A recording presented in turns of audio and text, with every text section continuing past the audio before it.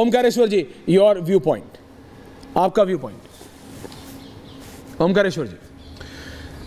देखिए, मैं दोनों की बात सुन रहा था। अनुराग भदौरिया जी आज गाना गा रहे थे। ये देख के मुझे लगा कि चुनाव के बाद समाजवादी पार्टी में उत्साह तो आया है। इतना उत्साह आया कि आज गाना गा रहे हैं। और उन्होंने ये भी कहा कि वो हार के आए हैं। वो बैलगाड़ी भी चला रहे हैं सर, ये बात अलग है, उनसे चल नहीं रही है। आपने वीडियो देखी कि नहीं? वो सड़क पे बैलगाड़ी चलाने की कोशिश कर रहे हैं। इस बार के चुनाव में जो एक तरह से हंग पार्लियामेंट हुआ और प्री पोल अलायंस एनडीए को मौका मिला, तो मान लेना चाहिए कि चलिए उनको मौका मिला है। लेकिन ये सत्ता पक्ष को भी समझना पड़ेगा कि विपक्ष इस बार कमजोर नहीं है। विपक्ष पिछले वाला नहीं है कि आप उसको थ्रो आउट कर देंगे और कुछ भी करेंगे।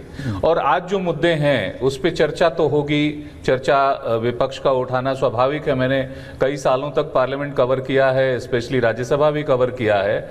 और मैंने देखा है उनके कांग्रेस सरकारों के समय, संयुक्त मोर्चा सरकार के समय और अटल जी की एनडीए सरकार के भी समय में कई बार ऐसा होता था कि जब लोग वेल में आ जाते थे और जो है काफी शोर शराबा होता था। ऐसे हमने एक नहीं अनेक मौके देखे हैं, उसको याद भी नहीं है इतनी कितनी बार देखा है। इसलिए वेल में जाना इतनी बड़ी बात नहीं है कि हर दिन उसको आप काला दिन कहने लग जाएं। पार्लियामेंट्री डिस्कोर्स में, डिस्कशंस में ये चीजें होती हैं, स्पेशली जब आप वरिष्ठ लोगों को बोलने का मौका नहीं देंगे। जो ज्वलंत मुद्दे हैं आप उस पर चर्चा कराएं। चर्चा कराने के रूल हैं, नियम हैं, उस नियम से भी चर्चा होनी चाहिए। कई बार ऐसा होता है कि सारे नियमों को ताक पर रख के एकदम से जो त्वरित महत्वपूर्ण के विषय होते हैं उस पर चर्चा कराई जाती है। और मैं ये समझता हूं कि नीट एक ऐसा मसला है जिसमें देश का करोड़ों युवा जो है, ये मत समझिए कि कितने लोगों ने इसमें पार्टिसिपेट किया और उतने ही प्रभावित हैं, उतने ही नहीं। दो सेशन पहले, 2 सेशन बाद के, और जो बाद में सोच रहे हैं कि इस तरह की परीक्षाएं देंगे, वो करोड़ों करोड़ युवा जो है प्रभावित हैं, उनके परिवार प्रभावित है। तो इस पे चर्चा तो ऐसे विषयों पे होनी चाहिए। मुझे लगता है कि हाउस में दोनों पक्षों को थोड़ा इस पे पॉजिटिव रहते हुए और मुख्य मुद्दों पे ध्यान केंद्रित करना चाहिए। शोर शराबे से जनता को कुछ नहीं मिलता है, ना सत्ता पक्ष को मिलेगा, ना विपक्ष को मिलेगा और ना ही जनता को मिलेगा। तो शोर शराबा उतना ही जरूरी है जितने में बात कहने की बात होनी चाहिए। ये सबसे इंपॉर्टेंट। हर्षवर्धन जी। हर्षवर्धन जी।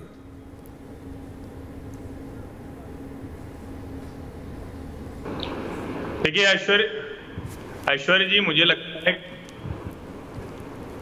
मुझे आवाज पलट के आ रही है। जी, मैं उसको ठीक करा रहा हूं, लेकिन आपकी आवाज ठीक है, आपकी आवाज ऑन है, ठीक जा रही है सर जी। देखिए, मुझे लगता है कि मसला क्या है, जरा इसको समझना चाहिए।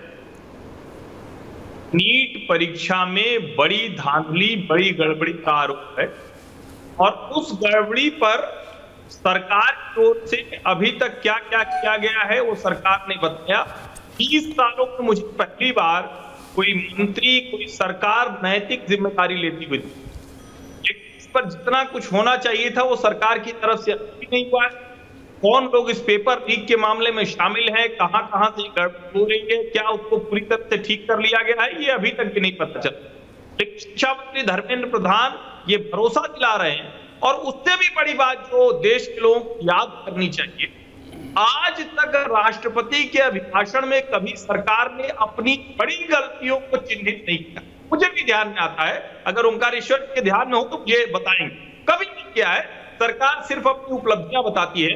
पहली बार है कि कोई सरकार राष्ट्रपति के अभिभाषण में नीट की जो गड़बड़ हुई, जो परीक्षा में गड़बड़ हुई, उसको चिन्हित कर।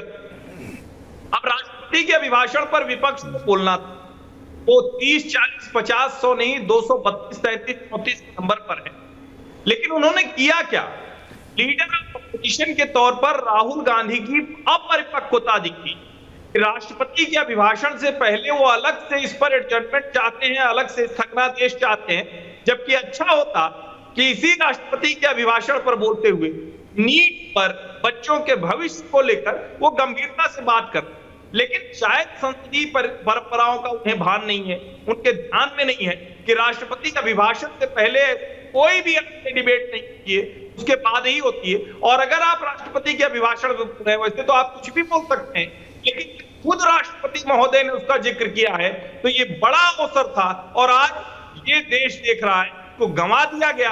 अब सोमवार को जब फिर सदन होगी तो आप उम्मीद करेंगे कि कम से कम उस पर चर्चा होती हुई दिखेगी। इस तरह से सदन बंद कराकर कोई लक्ष्य हासिल नहीं किया जाता।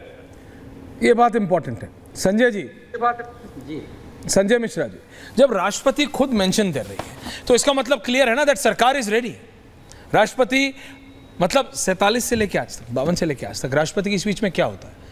कैबिनेट की बढ़ाई, कैबिनेट की अच्छाइयाँ, कि सरकार ने क्या क्या किया, क्या क्या आगे फॉरवर्ड प्लानिंग होता है, यही होता है ना। बिल्कुल बिल्कुल। जब सरकार खुद बता रही है, जब राष्ट्रपति महोदया खुद बता रही हैं कि भाई ये गड़बड़ी है, ये दिक्कत है, it's a point of concern, it shows that the government is serious about it, तो मौका तो दीजिए।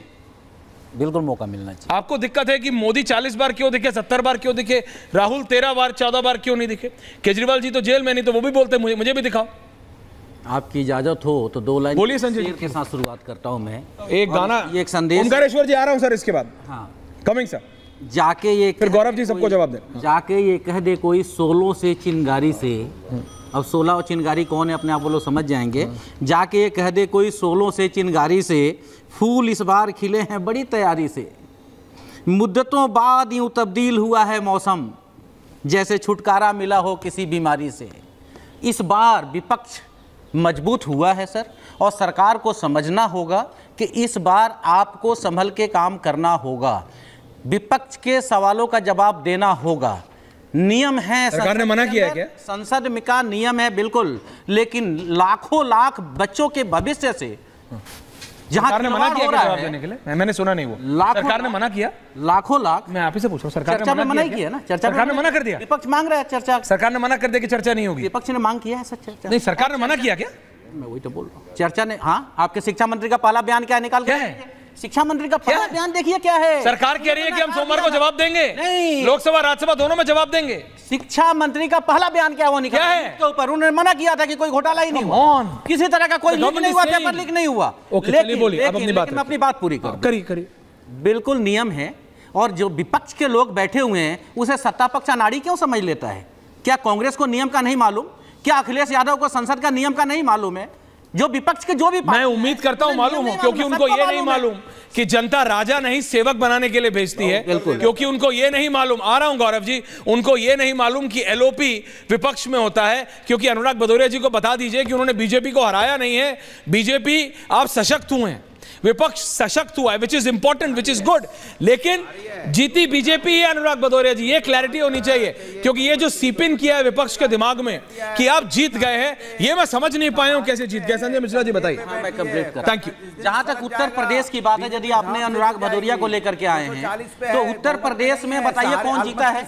80 सीटों में। भदौरिया जी मैं बोल रहा हूँ, आपको मालूम है। बोलिए संजय जी। ये कह रहा हूँ कि उत्तर प्रदेश में 80 सीटों का चुनाव हुआ, भारतीय जनता पार्टी कितने सीटों पे चुनाव जीती है, और समाजवादी पार्टी कितने सीटों पे चुनाव जीती है?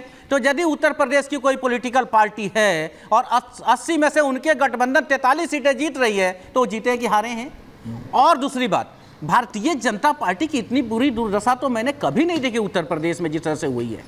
16 सीटें तो ये मान लीजिए कि बहन जी की मेहरबानी से भारतीय जनता पार्टी को मिला है, चाहे वो अलीगढ़ हो, चाहे वो हाथरस हो, चाहे ऐसे बहुत सारी सीटें हैं, तो चाहे वो आपका मेरठ हो। मेरा ये कहना है कि संसद में विपक्ष को सम्मान करना अब भारतीय जनता पार्टी की मजबूरी है। मजबूरी नहीं होता है, विपक्ष का सम्मान हमेशा होना चाहिए, लेकिन विपक्ष को समझ आना चाहिए कि वो विपक्ष में है, सरकार में नहीं।